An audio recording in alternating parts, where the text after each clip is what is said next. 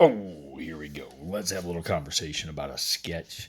We're going to do a real basic sketch. We're going to take it over to AI.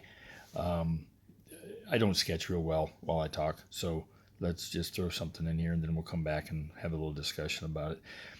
Let's do just a real, I don't know, I'm talking simple, basic vehicle here. One that kind of follows some of the lines of things that I've already been looking at doing. And the reason for that is because I kind of know how I'd like to see it, but I want to see how AI interprets it.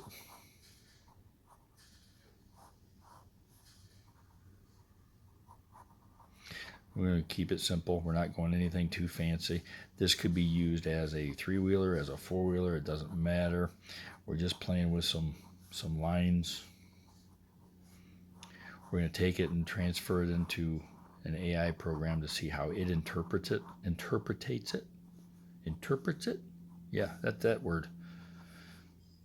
And then we'll see how everything comes together. So I'm talking literally. Let's leave it that basic. We can even add a few little shadows here and there and maybe something to the bottom to give it. But I'm not adding the tires. I'm not adding headlights or anything like that. Just not going to do it. I want to keep that for later because we're thinking about an STL file here. Right? Simple. Nothing special. All right. So Gemini.google.com. We're going to go here. We're going to go Gemini.google.com. Yep, that too. Upload a file. We're going to put this guy that I just sketched in here. And ask Google. I'm going to pause this real quick. Unpause. All right. So I made my attachment to Gemini.google.com. I added my sketch, and then all that I did here was create a realistic image of the attachment on top of a parking garage in the city. Now, I'm going to process it. And honestly, it's probably going to add tires and wheels to it, which I'm going to have to, I guess we'll leave them in, and we'll show you what we do from here. We'll give it just a little bit. Well, now, it did not add tires and wheels. It kept it as a vehicle. I'm gonna go ahead and download this, but I also want to see it up close. Look at that thing. Oh, that's pretty cool. Yeah, well, it's a little wider than I wanted. I wanted a single person, but I didn't state that. I didn't put in a whole bunch of information. Yeah, that's pretty dang cool. Now I can run it through again, and we can see what happens and see what the second image is. So I'll do that. What the heck? So here we go. We're going to do the second image. Exactly the same verbiage. We'll see what happens. It's actually pretty quick. At least normally it is. Let's see if this is one. This one's pretty quick. Oh, there we go. Generating image. And dun dun dun. There it is. It's close to the same one. Not bad. I like the dividing the left and right of the windshield, and they actually illuminated the light on the front. That's still pretty cool. So we'll download this, and I'll be right back. All right, so I opened the original image. We're gonna do this one first. I'm gonna go edit, and the reason I'm gonna edit this is just to make sure that there's no issues with it picking up too much of the outside stuff. So I'm gonna go ahead and crop it. We're just gonna save it. I don't need to do a save as. Boom, there we go. That's pretty cool. Be right back. All right, now I go to Studio Tripo 3D.ai, and this will create anything into 3D. Here's the deal. They give you 300, where am I? Dun dun dun dun. 300 free credits. Every one of these is anywhere from like 15 to 30, 35 credits that it costs. They renew after 30 days, so you can continue to go. No file chosen. We're going to do our cropped one.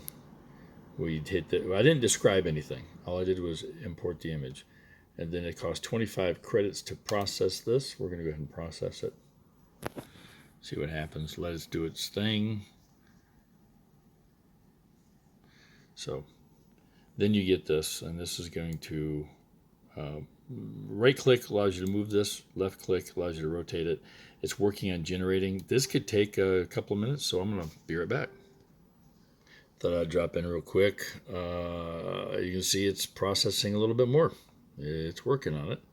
As I twist and turn, whoa, when we get done, there will be an export button down here that we can export it in. Then we'll choose STL. So let's just run and be right back. Oh, we're almost done. We're almost done. It hasn't taken but about 3 or 4 minutes to actually get this. But we are almost done. Come on. Come on. Come on. You can finish. You can do it.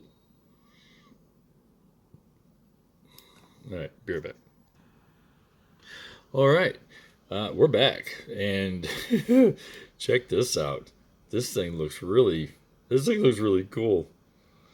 Oh man, it's a little wide in my opinion for a one-seater, but that doesn't have to be a one-seater.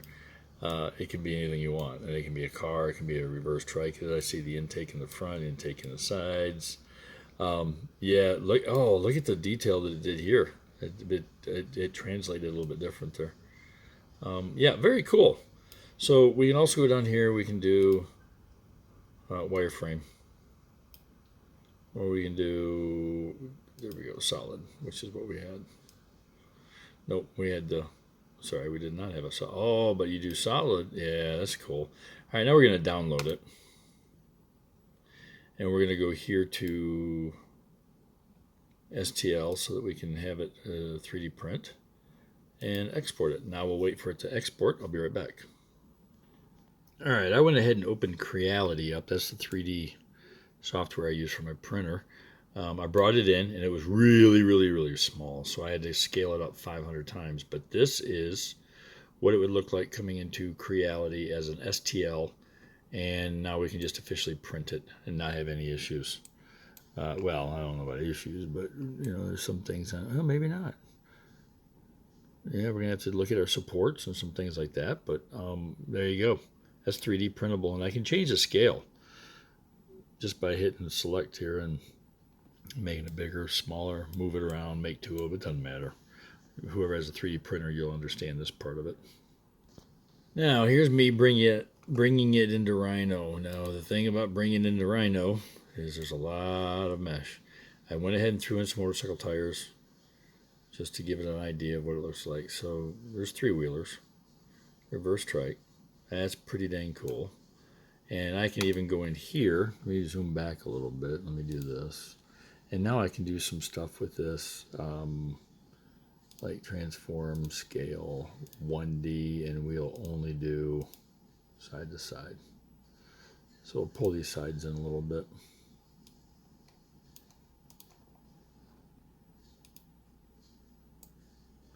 Now you could say, hey, I got a one-seater. Whoa, wait a minute. Whoa, it's kind of hard to see some things sometimes. There you go. But there, man, there it is. Now, if I want to edit this further, it will be a little bit difficult because it's an STL, and there aren't very many programs that allow you to do really good STL editing. So what I would rather do would be come in here and make a line, trace it, trace the canopy, trace the bottom, do a 3D trace, and then create surfaces off of that. And then I could manipulate and change every single line I did. So from here, it just gets a lot more complex and more difficult. You can see where some of these are because of my sketch. My sketch wasn't real clean, didn't know what to do. I colored it in, and I didn't do it real good, so it tried to pick those up as being vents or lines right up in here. It gets a little confused. So there's work that has to be done to it. But overall, I just went from a sketch in 10 minutes to a full 3D printable. And this is this is crazy. Wow. All right, so the last thing I want to add here is, depending on your prompts, will depend on what happens. I'm going to use the exact same sketch for everything, but you see realistic image in a parking garage, and I got that image. That's pretty cool. And then I went and did another image and said realistic image attached to the parking garage in the city. Using the exact same prompt, I got something a little bit different. But now let's change the prompt a little bit. A narrow futuristic vehicle of the attached image in the desert. And I get, see, it didn't put in some of those body lines. And that, I mean, that in itself is actually a little more what I was looking for. A little smoother, a little cleaner.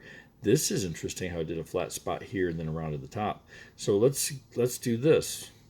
Create a futuristic retro vehicle attachment in the city with people looking at it in amazement. Ooh. And it went even different yet. That almost has a cyberpunk look to it. That's pretty cool. And then let's do another one and create a winter vehicle from the attached image. And that's what it put here. Yeah, totally different. And then I think one of my favorites, created an aggressive combat vehicle in flight from the attachment. And this one, I don't know about the little teethy things in the front. The weaponry is kind of neat, but I can see taking one of my chassis designs and doing all flat panels of this. Take the guns off, leave the vents the way it is, but I can see this being all flat panels. That's pretty cool. So depending on what your prompt is and how you describe it, and it's endless. Do whatever you want. Have fun.